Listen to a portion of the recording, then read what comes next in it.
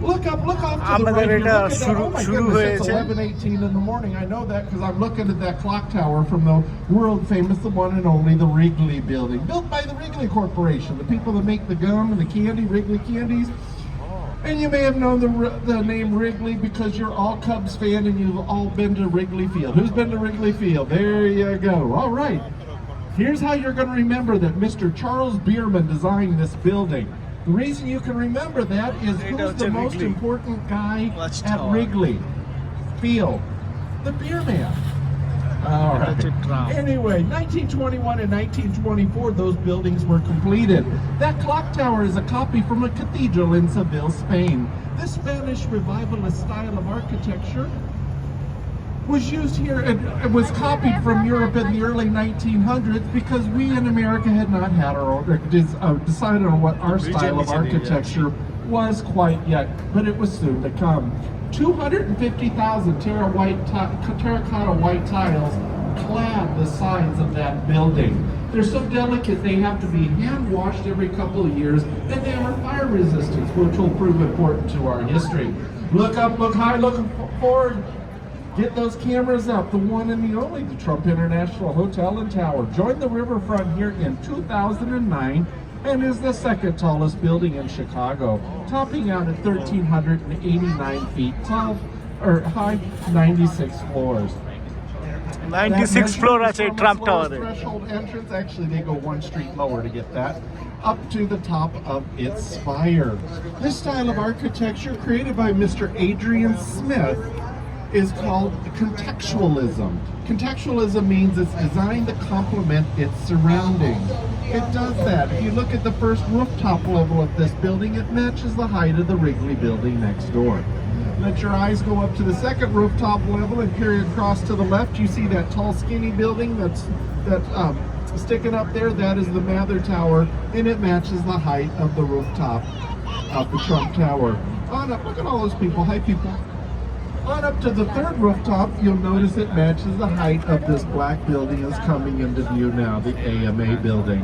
Notice the blues, the capture for the capturing of the, or complementing the skies and the water, and then the gray theme, which is a connection of the white Wrigley building to the black box building next door. Mr. Adrian Smith is billed as the world's tallest architect. I'm told he's about 5'8".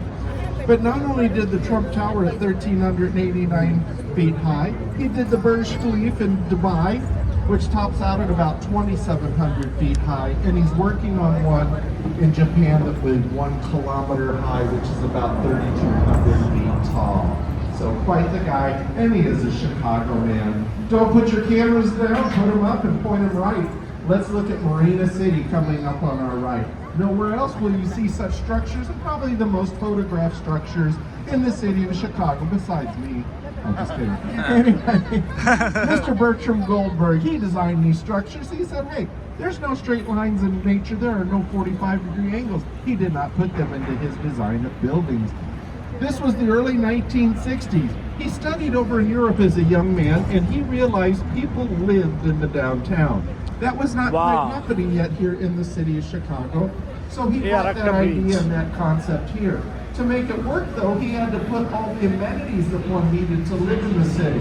So a dry cleaner, stores, restaurants, movie theaters, all those such things into his structure. While he was at it, he said, hey, why not put a boat harbor downstairs? That way we can park the boat. How convenient would that be? The restaurant above. How about a circular valet parking garage on up to your pie-shaped apartment in the sky? This building has the absolute best balconies, folks. I know some people have their St. Patty's Day party there every year. Huge balconies. In the 1970s, there was a movie called The Hunter. They drove a car out of that parking garage into the river. Oh, all right. So, anyway, so just fun. Over here on your left, this portion of the city that's right over here behind these buildings, this is called the Loop. That's the downtown. It gets the name the Loop because there's a train. The L train comes in, circles the perimeter of the downtown, and then takes you back out. Over here on the left is the Riverwalk. Tiny Tap is a great place to hang out. We're going to talk about a lot about the Riverwalk along the way. But what I want you to notice is this white granite-based building. Let your eyes follow those columns to the top of the structure to that Parthenon style roof. Mr. Ricardo Buffitto, our only international designer on board. Hey kiddos, what's going on over there? Yay, go Cubs go.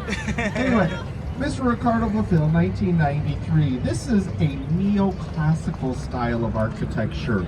That means it's a copy of an old style. It's a Greek structure, although it's built with modern materials, granite, glass, metal. Over here on your left or on your right, folks, this is RPM. This place is going to be a zoo at lunchtime and later in the day. It is the place to be. Just go down and have lunch at the pizzeria or go have a nice dinner at RPM Seafood. We're passing under another one of our 37 trunnion bascule bridges. We have 37, that's second only to Amsterdam, who has 61, and I'll explain how they work. But right now I want you to focus on the Reed Murdoch building, one of our older buildings here on the tour today. Now, look at that clock tower. That appears to be in the middle of the building. So when you bring friends back to town, bet them and show them, once they pay up, that there's actually 6 bays of windows on the right-hand side. 1, 2, 3, 4, 5, 6. But then on the left, there's only 5. 1, 2, 3, 4, 5. That's because in 1930, they had to expand LaSalle Street. They widened it. To do that, they had to lop off the end of the Reed Murdoch building. They put it back together so well that you can hardly tell the clock tower is off center. Now look at this tall, beautiful 300 North of LaSalle building, 2009. This building, if you have seen the movie Transformer Dark to the Moon, okay, this is the building just fell down. Just fell over. It was wicked, folks. Those main characters, they go sliding down. I mean, she didn't even mess up her hair, and she did it in heels. But anyway, this is one of our very eco-friendly buildings, okay, very environmentally conscious. It has the low E glass, all these cool things, but the really cool thing about it is how they cool the building. Normally there's tanks in the top that they chill that creates the cool air to circulate through the building. This one, they suck cold water out of the river into the building and then return it back. The only problem is you have to be careful. Every once in a while a fish comes flying out of the air vent. But other than that, it works really well. We're going to pass it. I'm sorry? Oh, it just circulates through, pumps in, pumps back out. Yeah. It's electric, I'm sure. Yeah, it would be electrical driven pumps. Anyway, over here on our right, my friends, the world famous, the one and only, the Merchandise Mart. When completed, was the world's largest office building, built by the Marshall Fields Corporation, and one of the major retailers of Chicago. This is Art Deco. This is America. This was our style of architecture. From 1925 to 1930, we no longer had to copy Europe. Indiana limestone on the sides of the building.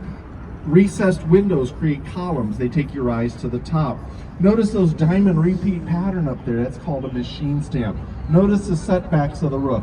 These are all characteristics of an Art Deco building, and they are all from 1925 to 1930. So when you see these throughout the country, you know it's pre-1930, and we'll talk about that.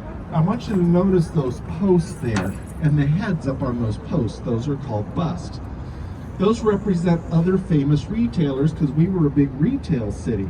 We had Sears and Roebuck, Montgomery Ward, Filene's, we had Marshall Fields. So those heads up there represent some of those founders. Rumor has it that Jeff Bezos' ex-wife was ready to put his head up there just a couple of weeks ago. All righty, folks. We've just sailed into Wolf Point. Wolf Point is where the city began, where it all got started. Today, it's a collection of our newest all-glass buildings. Look at these beautiful structures, starting over here on our left, the Nuveen Center. The Nuveen Center is the best example, I think, of contextualism. Remember, it's designed to complement its surroundings.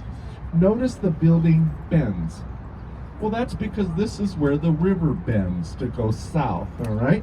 If you ever saw the movie Ferris Bueller's Day Off, this is where his dad worked, okay? The shades of the glass that pick up the blues of the sky and the greens of the water. Now, if you look straight ahead, you see the River Point building. This is the first building completed after the recession of 08-09. It actually finished out right at beginning of 2019. Notice the arch structure at the bottom of it. That was very intentional. It adds beauty to it, but it's intentional because it is built above active railroad tracks. Okay, and they had to use that part of the design to straddle the railroad tracks. Now, if you also see the arch design at the top of it, some people say this looks like a McDonald's apple pie box. Who knows?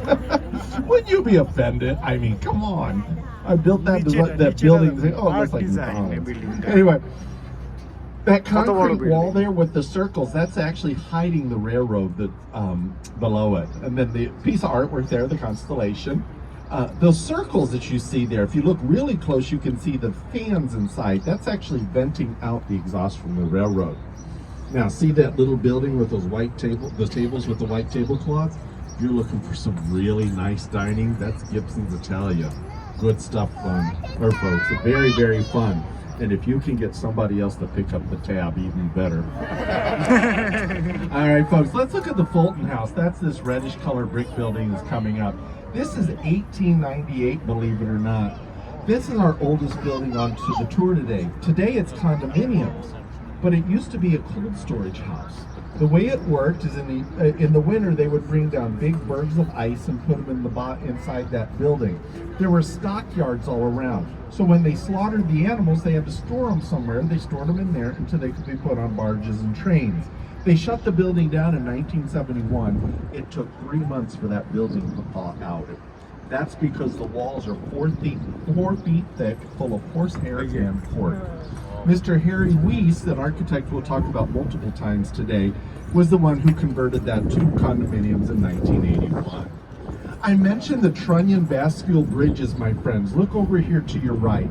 This is a raw example of these bridges that we're passing under. They all lift up from the middle to the outer edge. The big weight inside the bridge house, that's what's hidden in those structures on the sides of the river, is that counterweight, which when the bridge starts to go up with the help of about 110 horsepower motor, okay, so it's very well balanced, not a lot of energy, about size of a Corolla engine.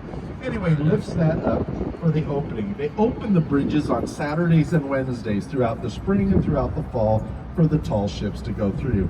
This is the Carroll Street Bridge, and it's actually technically still a working bridge. They lower it once a year. Union Pacific drives a pickup across it, and they put it back up just so they keep rights to the building. Right here are the river cottages. Now look at these funky things. Notice the triangles. Notice the circles.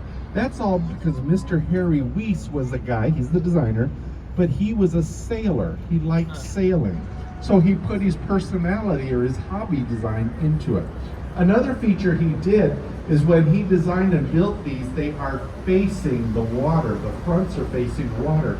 Prior to that, all of the backs were facing the river. Over here on our right is the East Bank Club.